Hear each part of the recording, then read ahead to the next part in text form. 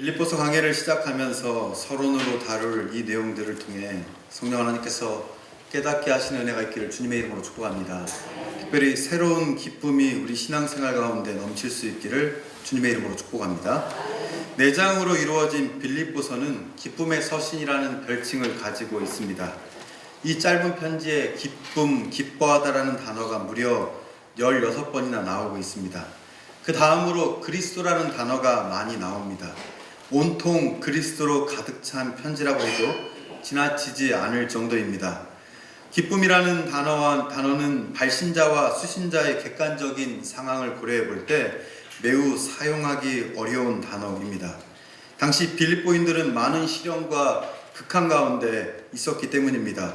그렇게 외적 압력이 거셀 때 그들은 내적으로 똘똘 뭉쳐 대처해야 했습니다. 그러나 그들은 한마음을 이루지 못하고 심각한 내분을 겪고 있었습니다. 빌립보 교회 역시 마찬가지입니다. 핍박과 가난과 내분이라는 삼중고에 처해 있었습니다. 이런 가운데 기쁨과 평안이 있기는 매우 어렵습니다. 또 편지를 쓰는 바울은 삶과 죽음의 갈림길에 서 있는 사람이었습니다. 우리가 잘 알듯이 빌립보서는 옥중 서신입니다. 사도 바울이 감옥에서 생사의 향방을 알지 못할 때 쓴 편지입니다. 이런 사람에게 기쁨과 평안을 누리기는, 이런 사람이 기쁨과 평안을 이야기하는 것은 있을 수 없는 일 같습니다. 그러나 이러한 상황 가운데서도 바울은 빌립보를 통해 그리스도를 믿고 오로지 그리스도 중심적으로 생각하고 사는 사람의 영혼이 어떻게 위기 속에서 잔잔한 평화와 기쁨을 누릴 수 있는가를 모범적으로 가르쳐 주고 있습니다. 저는 이 강해를 통해서 우리도 이 기쁨과 평안을 누릴 수 있기를 원합니다. 감옥 안에서 생사의 갈림길에 있는 사람이 누릴 수 있었다면, 그렇게 권면할 수 있었다면 우리도 누릴 수 있다라고 생각되어지기 때문입니다. 사도 바울이 그렇게 누릴 수 있었던 이유, 이 강해를 통해서 풀어가겠지만 바로 그리스도 안에 있었기 때문입니다. 우리도 그리스도 안에 있기를 원합니다. 그것이 우리가 이 혼탁한 세상에서 기쁨과 평안을 누릴 수 있는 유일한 길이기 때문입니다. 우리는 이 강해를 통해 이 사실들을 배우며 깨닫게 될 것입니다. 여러분, 기대가 되지 않습니까? 간절히 사모하기는 우리도 예수 그리스도 안에서 사는 사람임을 다시금 확고히 믿을 수 있기를 주님의 이름으로 축복합니다.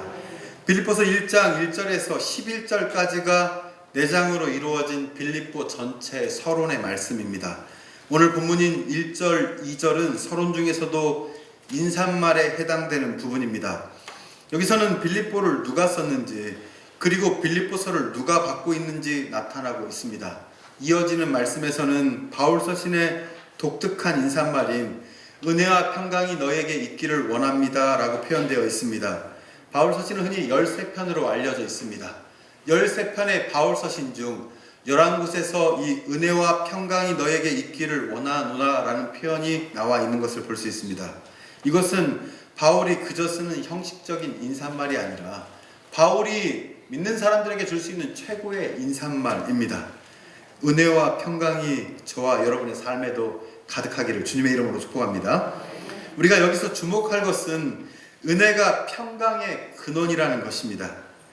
평강은 은혜로부터 옵니다. 은혜는 하나님께서 그의 백성 이스라엘과 모든 피조물들에게 하나님이심을 보이신 언약을 신실히 지켜 이루신 사랑의 행위, 즉 우리에게 대가 없이 거저 베풀어 주신 구원의 선물을 은혜라고 말합니다. 우리는 그리스도 안에 있는 은혜를 덧입을 때 평강을 얻게 됩니다. 그리스도의 십자가에서 대속의 은혜로 말미암아, 그분의 대속의 제사로 말미암아 우리 죄인들은 하나님과의 올바른 관계, 즉 샬롬의 상태를 회복하였고, 그리하여 우리 내면에서도 하나님에 대해 샬롬을 느끼게 되었습니다. 그러므로 평강은 은혜의 결과인 것입니다. 무슨 이야기냐면 예수 그리스도께서 나를 위하여, 우리를 위하여 죽으심을 분명히 믿고 인정할 때, 그것이 은혜라 말할 때, 그때 비로소 막힌 담을 헐어주시는 하나님의 평강이, 하나님의 샬롬이 우리 가운데 임할 수 있다는 이야기입니다. 여러분, 이 은혜와 평강을 받아 누릴 수 있기를 원합니다. 이것들을 받아 누릴 때 우리가 그 의미를 감사하며 받아 누릴 수 있기를 주님의 이름으로 축복합니다. 자, 그러면 오늘 이 편지를 보낸 사람이 누구입니까? 이 편지를 보낸 사람은 누구입니까? 그리스도 예수의 종 바울과 디모데입니다. 성경 원어는 그리스도 예수의 종들이라 되어 있습니다. 우리말 번역은 단순히 종이라 되어 있지만 분명히 헬라어에서는 종들이라고 복수로 되어 있습니다. 그리스도 예수의 종은 바울만을 의미하는 것이 아니라 디모데도 그리스도의 종이라는 뜻입니다. 그리고 우리 모두도 그리스도의 종이 되기를 하나님께서 원하신다는 뜻이 여기에 담겨 있습니다. 그리스도의 종은 목회자에만 국한된 것이 아니라 그리스도에게로 부름받은 모든 성도는 그리스도의 종이 되어야 하는 의무와 특권이 우리 가운데 있다는 것을 기억할 수 있기를 바랍니다. 그리스도의 종들에게 필요한 의식은 겸손함입니다. 우리는 의무와 특권을 가지고 있지만 반드시 의식이 있어야 됩니다. 그것은 겸손함의 의식입니다. 빌립보서를 강의하며 이야기하겠지만 바울은 끊임없이 겸손함을 강조합니다. 예수 그리스도의 겸손함입니다. 바울은 오늘 편지에서 자신에게 아들 같은 사람인 디모데를 공동 발신인으로 언급하고 있습니다. 바울은 동역자를 진정으로 인정하고 있는 것입니다. 사도 바울이 디모데를 높여주고 있다는 것입니다. 교회에서마저 지배적 구조와 상하 문화가 보편화된 한국교회가 꼭 배워야 하는 것이, 그리고 회복해야 하는 것이 그리스도 안에서의 정신인 바로 이 겸손함입니다. 예수님께서 우리를 섬기심으로 먼저 본이 되신 것처럼 그리스도 예수를 믿고 따르는 사람이라면 우리의 동역자들을 진정으로 존중하는 리더십을 우리도 갖추어야 한다라는 이야기입니다. 누구를 탓할 것 없이 우리 교회 안에서 이러한 리더십과 모습이 먼저 회복될 수 있기를 주님의 이름으로 축복합니다. 바울의 이름 뜻은 무엇입니까? 가장 낮은 자입니다. 예수 그리스도 안에서 부르심을 받은 사람은 자기를 가장 낮은 자라고 여기게 되는 것입니다. 나는 가장 작은 자입니다. 그렇게 고백하고 그렇게 살아내는 자가 하나님이 기뻐하시는 사람입니다. 우리가 이 작은 자의 정신을 잃어버릴 때, 높아지려 하고 높임에 익숙해질 때 하나님과 상관없는 사람이 되는 것입니다. 여러분, 우리가 가장 작은 자가 될 수 있기를 주님의 이름으로 축복합니다.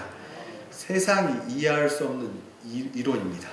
바울의 이름은 헬라어로 파오라는 동사에서 유래하였습니다. 파오라는 동사는 포기하다라는 뜻을 가지고 있습니다. 바울은 무엇을 포기하였을까요? 우리는 무엇을 포기해야 될까요? 우리가 뒤에 강해를 통해 보게 되겠지만 빌립보서 3장 8절과 9절에 보면 이런 말씀이 기록되어 있습니다. 내가 그를 위하여 모든 것을 잃어버리고 배설물로 여김은 그리스도를 얻고 그 안에서 발견되려 함이니. 아멘. 이렇게 기록되어 있습니다. 모든 것을 다 내려놓고라도 오직 그리스도만을 얻은 사람, 그리스도를 모신 사람, 모든 것을 다 배설물로 여기고 그리스도를 따른 사람, 그것이 파오, 내려놓는 사람, 가장 낮은 자, 그것이 예수님을 따르는 사람입니다. 우리도 주님을 따르는 제자라면 우리도 우리의 것들, 즉 모든 것을 내려놓고 배설물로 여기고 그리스도를 얻을 수 있는 것입니다. 여러분, 우리가 온전하게 그리스도를 얻지 못함은 우리에게 이런 내려놓음이 없기 때문인지도 모르겠습니다. 우리의 온전히 내려놓지 못함이 그리스도를 온전히 얻지 못함임을 우리가 기억할 수 있기를 원합니다. 말이 아니라 그저 이론이 아니라 삶이 말씀을 따라가고 삶이 말씀에 거하는 은혜가 있을 때, 삶이 그 말씀들을 증거해낼 때 우리도 온전히 주님의 사람으로 살 수 있기를 주님의 이름으로 축복합니다. 그러면 그리스도의 종이란 무슨 의미일까요? 그것은 그리스도께서 주인이시라는 뜻입니다. 예수 그리스도에 완전히 예속되어서 그를 섬기는 사람을 지칭하는 것입니다. 우리는 주님의 피값으로 속량함을 받은 그리스도의 종들이라는 것을 기억할 수 있기를 원합니다. 우리에게 어떤 공로가 있습니까? 우리에게 어떤 대가를 치른 적이 있습니까? 여러분, 구원을 얻었을 때 여러분의 피 한 방울, 물 한 방울 쏟아냈습니까? 아닙니다. 우리는 그저 그분의 은혜로 말미암아, 그분의 속량함으로 말미암아 우리가 그저 구원을 얻은 것입니다. 받은 것입니다. 사랑하는 성도 여러분, 정말 그리스도의 종이 되기를 원하십니까? 우리는 간절히 소원할 수 있기를 바랍니다. 그리스도의 종들, 그것은 다른 말로 그리스도의 노예라 표현해도 무방합니다. 노예란 무엇입니까? 노예는 내 것이 없는 사람입니다. 내 것이 없을 때 진정한 노예의 삶이 이루어집니다. 우리가 그리스도의 사람으로 부름을 받았음에도 불구하고 얼마나 내 것이라 주장하는 것들이 많이 있습니까? 우리에게는 내 것이 없어야 합니다. 왜냐하면 다 그리스도의 것이기 때문입니다. 오늘 이 시간을 통해 아직까지 내 것이라고 주장하는 모든 것들을 내려놓을 수 있기를 원합니다. 나의 전부를 그리스도께 내려놓기 시작할 때 그때 분명하게 주님을 만날 수 있고 그때 비로소 기적이 일어나는 것입니다. 여러분, 믿는 자들에게 가장 어려운 부분이 이 부분입니다. 50%, 80%, 90% 헌신하는 것 같지만 정말 헌신이라는 단어는 100%를 헌신할 때 쓸 수 있는 단어입니다. 90% 하고 10%를 남겨놓는 거 헌신이 아니라는 것들을 기억하여서 우리가 주님 앞에서 100%를 드릴 때 기뻐할 수 있는 사람임을 믿을 수 있기를 주님의 이름으로 축복합니다. 우리가 주님의 전적인 기쁨과 전적인 은혜를 체험하지 못하는 것은 바울처럼 전적으로 우리의 삶을 배설물로 여기지 못하기 때문입니다. 여러분, 이것들은 말과 머리로 되는 것이 절대 아님을 기억할 수 있기를 원합니다. 그리스도인의 이런 헌신은 강제로 되지 못합니다. 여러분이 자발적이고 기쁨으로 순종하여야만 이루어지는 것들입니다. 저는 소원합니다. 저 여러분들이 자발적으로 아무리 목사가 여러분 떠들어봤자 여러분들이 자발적인 순종이 이루어지지 않을 때 그 일들은 절대 이루어지지 않습니다. 저는 소원합니다. 성령 하나님께서 부디 여러분들 마음에 변화를 일으켜 주시고 처음 사랑을 회복하여 주시어서 여러분에게 다시 그 자발적인 순종이 일어날 때 그 순종이 기쁨이라고 말할 수 있는 은혜가 넘칠 수 있기를. 여러분, 우리에게 그런 순간들이 있지 않았습니까? 드리며 감사하고 교회에서 하루 종일 살아도 그 시간들이 아깝지 않았던 그때가 있었는데 이제 한국 교회는 문을 닫아야 하는 위기에 봉착해 있다 많은 사람들이 이야기합니다. 그것은 모이지 않기 때문이라 말하고 그것은 헌신이 떨어졌다라고 이야기합니다. 우리가 다 진단을 할 수 있습니다. 그러나 우리에게 그 진단을 통한 삶의 결과물, 대안, 방안들이 분명히 알고 있음에도 불구하고 일어나지 않기 때문에 우리는 이 위기를 뚫어내지 못하고 있는 것인지도 모르겠습니다. 저에게도 분명한 진단과 방법을 알고 있습니다. 여러분, 진단은 우리가 어렵다는 것이고 방법은 우리에게 다시금 헌신이 회복될 때 그 방법들이 회복된다는 것입니다. 우리 안에 이러한 노력과 이러한 헌신이 일어날 때 그것들이 다른 어떤 것보다 주님이 원하시는 기쁨이기 때문에 일어날 수 있기를 주님의 이름으로 축복합니다. 그리스도의 종이라는 신분은 앞에서 말씀드렸듯이 목회자에만 국한되는 것이 절대 아닙니다. 우리 모두가 그리스도의 종으로 부름받았음을 기억할 수 있기를 원합니다. 그 근거는 우리가 오늘 보지 않았지만 뒤에 나와 있는 1장 7절입니다. 1장 7절 말씀의 끝부분에 보면 이렇게 기록되어 있습니다. 너희가 다 나와 함께 은혜에 참여한 자가 됨이라. 아멘. 우리가 누구라고요? 우리가 은혜에 참여한 자들이라는 뜻입니다. 은혜에 참여한 자는 반드시 섬김의 길로 나아가게 되어 있습니다. 우리의 은혜 받음의 증거는 그것은 섬김으로 나타날 수밖에 없습니다. 왜냐하면 예수님이 우리를 섬기러 오셨기 때문입니다. 우리가 섬김의 삶이 우리 가운데 나타나지 않을 때, 우리가 세상을 섬기고 그리스도를 위해 섬김의 삶들이 나타나지 않을 때 우리의 은혜 받았으면 거짓말이 되는 것입니다. 여러분, 저는 목회자가 먼저 그리스도의 종이 되지 못하면 어떻게 성도를 그리스도의 종으로 세울 수 있나를 고민하는 목회자가 되기를 원합니다. 저는 그런 부담감을 정말로 가지고 있습니다. 나는 정말 그리스도의 종인가? 목사들을 흔히 그리스도의 종이라고 부르지만 정말로 진실되게 나의 주인이 예수 그리스도이신가 이렇게 생각하면 제 자신이 부끄럽기 이루 말할 수 없습니다. 제가 그리스도의 종이 되기 위해서 부단히 노력해야 할 것입니다. 그때 성도님들이 그리스도의 종이 될 수 있는 것입니다. 성도님들의 가정에서, 일터에서 내가 먼저 그리스도의 종이 되기 위하여 부단히 기도하고 성령 하나님께 전적으로 의지할 수 있기를 원합니다. 그래서 사도 바울이 디모데를 그리스도의 종으로 세운 것처럼 여러분의 주변의 사람들이 여러분의 종됨으로 말미암아 여러분이 종됨으로 말미암아 그들이 그리스도의 종으로 세워지면 아름다운 일들이 여러분의 인생에도 일어날 수 있기를 주님의 이름으로 축복합니다. 여러분, 그것이 우리의 보람이어야 합니다. 그러면 오늘 빌립보의 수신인은 또한 누구입니까? 누가 이 편지를 받고 있습니까? 1장 1절을 다시 보겠습니다. 그리스도 예수 안에서 빌립보에 사는 모든 성도와 또한 감독들과 집사들이 바로 이 편지를 받는 사람들입니다. 우리가 그리스도를 쫓으면서 세상으로부터 물러서면 절대로 안 됩니다. 세상 일에 몰두한 나머지 그리스도를 떠나서도 안 됩니다. 그리스도인은 이 두 가지, 예수 그리스도 안에 살면서 빌립보, 즉 세상에 사는 사람들입니다. 우리는 이 긴장감을 늦춰서는 안 됩니다. 세상으로부터 숨어버린 그런 종교인이 우리가 아니라는 말씀입니다. 우리는 세상에 보내진 그리스도께 속한 사람이라는 것입니다.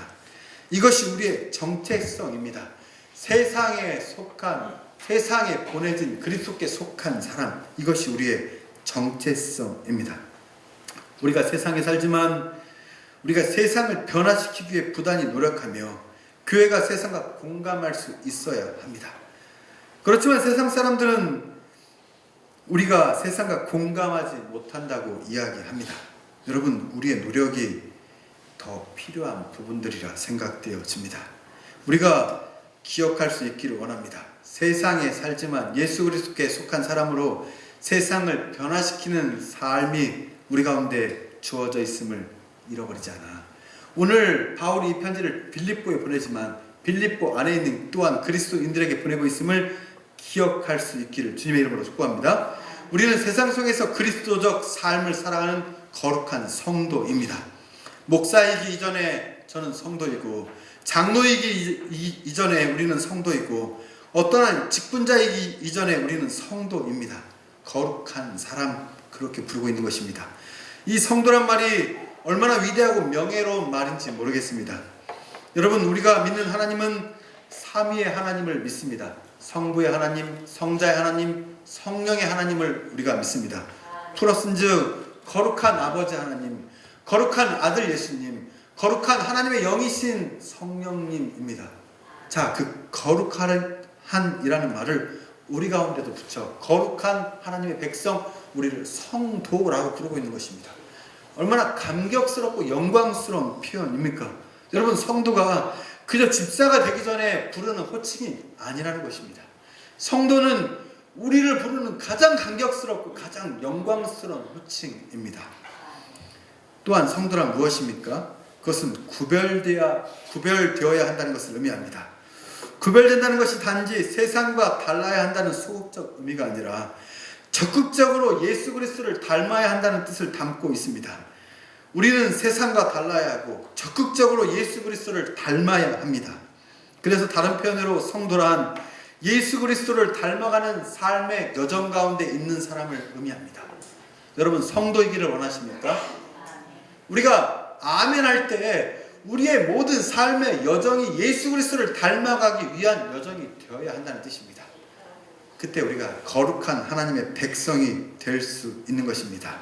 그 뒤에 감독들과 집사들에게 편지한다라고 기록되어 있습니다. 다시 1절 말씀을 보겠습니다. 모든 성도와 또한 감독들과 집사들에게 라고 되어 있습니다. 여기서 또한으로 번역된 헬라어 성경의 원어는 순이라는 단어입니다. 이 단어의 뜻은 영어로는 with, 한국말로는 함께라는 뜻을 가지고 있습니다. 약간 한국말의 번역이 어색합니다. 또한 원래 함께라고 번역하는 것이 훨씬 타당한데 왜 이렇게 번역했는지 모르겠지만 우리는 그 원어의 뜻을 쫓아 성도들과 함께 감독들과 집사들 이렇게 표현하는 것이 더 옳은 표현입니다. 빌립보에 사는 모든 성도와 함께 감독들과 집사들에게 편지하노니, 매우 중요한 의미가 여기에 내포되어 있습니다. 교회의 감독들과 집사들, 즉 교회의 성직자들과 직분자들이 교회 성도들 위에 서 있는 사람이 아니라 성도들과 또한 무슨 뜻이라고요? 함께 있는 사람이라는 뜻입니다. 성도들 위해 군림하는 것이 아니라 성도들을 섬기는 사람이 바로 교회의 목회자이고 직분자라는 사실입니다. 우리의 교회 목회자와 직분자는 공동체 위에 있는 사람이 아니라 공동체에 속한 사람이라는 뜻을 오늘 말씀이 내포하고 있습니다. 목회자와 직분자를 포함한 교회의 모든 구성원들은 사역자이면서 사역의 대상이라는 뜻입니다. 교회의 사역자들은 목회자와 몇 명의 리더들에게만 국한되는 것이 아니라 교회에 속한 모든 사람이 사역자라는 것을 성경이 오늘 우리 가운데 분명히 가르치고 있는 것입니다.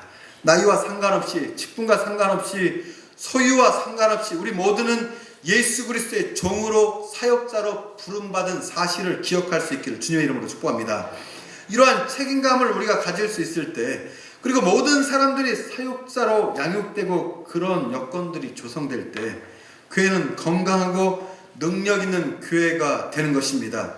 우리 교회가 그런 교회가 될 수 있도록 기도하며 헌신하는 저와 여러분이 될 수 있기를 주님의 이름으로 축복합니다. 그러면 목회자들과 리더들에게 필요한 의식은 무엇입니까? 우리가 다 동일한 사역자로서 우리에게 필요한 의식은 무엇입니까? 그것은 우리 모두가 몸의 일부라는 의식입니다. 누구의 몸 말입니까? 그리스도의 몸 말입니다. 교회의 유일한 머리는 오직 예수 그리스도이시고 우리는 그리스도의 몸입니다. 저도 어디가 된지는 모르겠지만 그저 그리스도의 몸의 일부일 뿐이고, 여러분도 어디가 된지 모르겠지만 그리스도의 몸의 일부일 뿐입니다. 그러나 여러분, 저는 소원합니다. 제가 될 수 있다면 저는 주님의 손이 되기를 원하고 또는 주님의 발이 되었으면 좋겠습니다. 그래서 부지런히 걸어다니며 전도하고 부지런히 손으로 누군가를 섬겨 주었으면 좋겠습니다. 우리에게도 그런 소원함들이 있기를 원합니다. 여러분, 모든 성도와 함께 감독들과 직분자에게, 집사들에게 편지한다라고 말한 바울이 가르친, 하나님이 가르친 이 원리들이 우리도 깨달아질 수 있기를 주님의 이름으로 축복합니다. 오늘 말씀을 맺으며 오늘 본문의 말씀을 깊이 생각하면서 저는 이런 기도 제목을 가지고 우리가 다시금 기도할 수 있기를 원합니다. 정말 여러분 그리스도의 종이 되기를 원하십니까?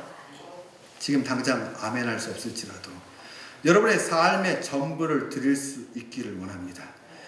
그렇게 회복될 때 우리의 첫 번째 기도 제목은 주님, 우리가 진정 그리스도의 종이 되게 하여 주옵소서여야 합니다. 두 번째입니다. 우리는 세상 안에 살지만 그리스도 예수 안에 사는 존재들입니다.